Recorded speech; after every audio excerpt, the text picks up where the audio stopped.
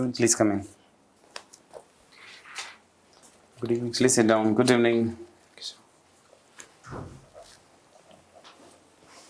What is your good name? Sir, my name is Manav. Manav Shreshtha. Yes, Okay. Manav, introduce yourself. sir. So, as you already know my name, I was born in Patna, Bihar, and I have done my schooling there itself till class 12th. And after that, I pursued mechanical engineering. And after completion of mechanical engineering from Shada University at Greater Noida, I have done job at IndiaMart, which is an e-commerce B2B firm, for around 3 years in three different profiles: business delivery, data analyst, and product management. And since then, I have been pursuing civil services, sir. Okay. And yeah, You are from Patna, Bihar. yes, sir.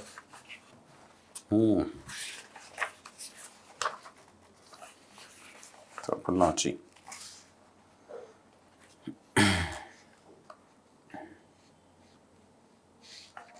India Mart e-commerce. Yes, sir. There has been new norm which came for e-commerce by the government. Can you share certain provisions of the new norms? uh, New norms regarding deep discounting or the FDI automation of 100% change in marketplace and inventory model. No, with respect to the international taxation. Okay. Have you heard of equalization levy? Yes, sir. But Equalization tax which has been started by the government of India, that is 6%. Yes, sir. So it came into two different phases. First is equalization levy 1.0, which was for digital marketing companies. Okay. And the second one was for the e-commerce, international e-commerce Okay. websites. So are you aware of the provisions of that? No, sir. Never heard of equalization levy? No, sir. I will look into it. Okay, what is this global minimum tax nowadays in news? Yes, sir. Global minimum tax is which came out of G20 in a way that there would be some minimum tax imposed on MNCs working in different territories of the world. Suppose an MNC is coming to India and working, if they are garnering profits out of this territory, then a minimum tax will be imposed on those companies. What is the issue right now? Why they are of course being taxed, whether in India or the host country? Yes, sir, but there has been lapses in taxation, like the total profit which they earn, they kind of evade that. So to How? prevent, Can you just list one instance how they can decrease their profits? sir, they can show that that profit was earned from not this territory but some other territory. Like they can have customers over here, but their office settle in somewhere place like USA, and then they can evade that in that way. Hmm. So what are the new norms they're talking about? Like minimum taxation would be imposed if a company is having profit from given territory, customers are there, and a company is earning some kind of profit, then minimum taxation would be imposed. And that will be shared with which country? The country in which the company is hosted or the country in which the users are there, customers are there? Sir, I'm not sure about that. Yes, sir. But still, as per your common sense is? Sir, where the customer base is there. Is there any tax in India which has again changed from the source-based taxation to a destination-based taxation? Which has changed the taxation system in India from becoming source-based to destination-based? So, I'm not sure about it, sir. Have you heard of GST? Yes, sir, I was going to say that, but I was not sure about it. Okay. Okay. Like, You graduated in 2015 and studied mechanical engineering, right? Can you tell me any direct usage of mechanical engineering in services? in services, yes, sir. As industrial revolution is coming forward, a lot of automation and lot of mechanized work is going to take place in manufacturing and other sources. That is one use. So second is data analytics. As mechanical engineers are kind of they have ease with churning data and doing analytics out of that. So evidence-based planning can be of much use. And then production management, streamlining production, thermal power plants, The railways development, all of these things have scope of mechanical engineering applications, sir. Okay. Tell me that why from last 4 years you are attempting UPSC, right? Yes, sir. What is such a driving force that you want to join services?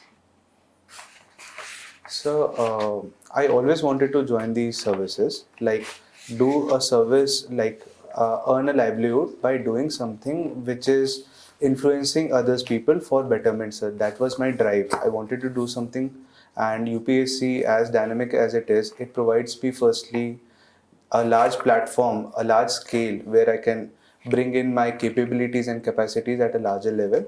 Secondly, that feeling of joy or satisfaction which comes after working so much, then someone is getting better, like I'm influencing so many people in a good way.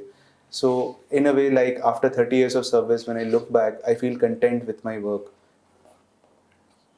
Do you think that the bureaucrats who are retiring now also are having the same feeling which you want?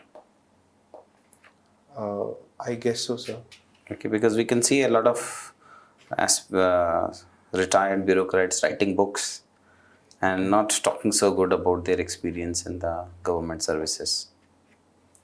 Sir, I haven't been through any of such book, but I feel, sir, there would be mixed bag thing, and that can be person to person varying. I've seen many people loving this job and setting an example of doing good work over here, and setting a trend to come into the civil services and work for the nation and people of India. Okay. You have mentioned that you have some knowledge of awareness generation related to helmet as a lifesaver. The central government has come up with some new rules for motor vehicle, Right, sir. but they were not implemented by the state government. Yes, Can sir. you tell me any two, three such provisions? Yes, sir. So first provision was like increase in fines or penalties which is paid. Those penalties were much steeper as provided by the first Motor Vehicle Amendment Act. But then many of the state government policing is not having such kind of fine. They have actually decreased some of the fines in that And aspect. that is one. That is one thing. So secondly, there has been uh, policies of like managing of a fund called Good Samaritan for providing fund for medical emergencies during the road accident, and Good Samaritan kind of law. Like if someone comes in and helping someone, then he should not be harassed by the police. That is not being followed in spirit in many of the states. So thirdly, the pollution concerning some of the laws were there, like scrapping policy and which vehicle should be allowed and not allowed. Regular check on that. These kind of things are getting some passes, like not being implemented. Okay.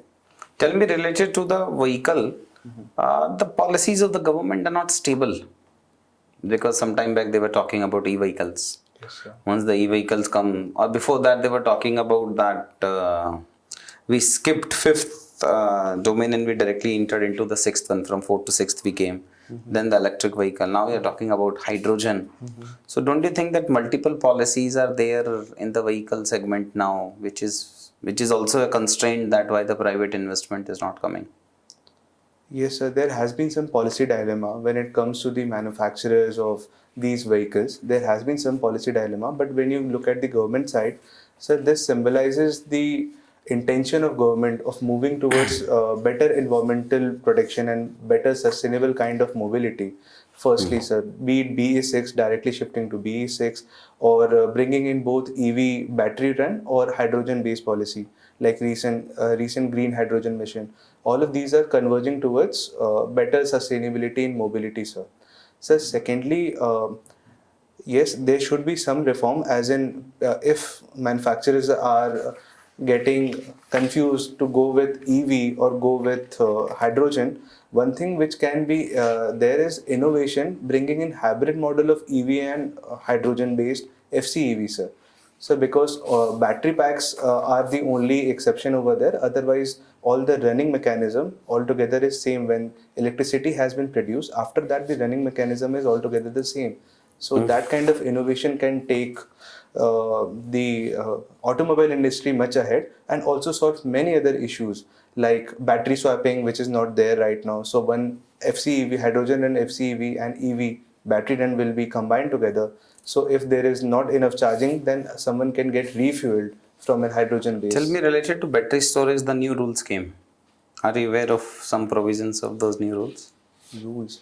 No, sir, I'm not aware of that. Okay, have you heard rare earth elements? Yes, sir. Tell me what these rare earth elements are. Sir, rarer elements are finding great usage in electronics and semiconductors and other such industries, wherein these come in very use because of their electrical properties and their lightweight and other such properties, chemical properties.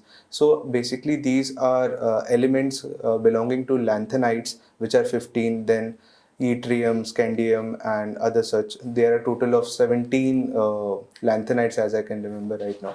So these are used, like neodysprosium is used in like in How EVs. rare they are in the environment, their availability? Sir, actually, rare earth metals are not rare. They are spread everywhere. But the thing is, extraction is a bit complex because they are present in very less amount in one ore or say. So their extraction is a bit complex, sir. And in which all countries they are majorly available? So rare earth metals, China is the dominant country right now for its production. Otherwise, Latin America like Argentina, Chile, Bolivia, and then Australia has some reserves. Vietnam has reserves for this. Okay. Okay, anything else which you want to share with us, Manav?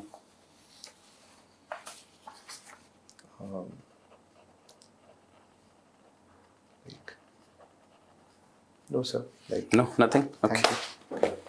Formal part is over.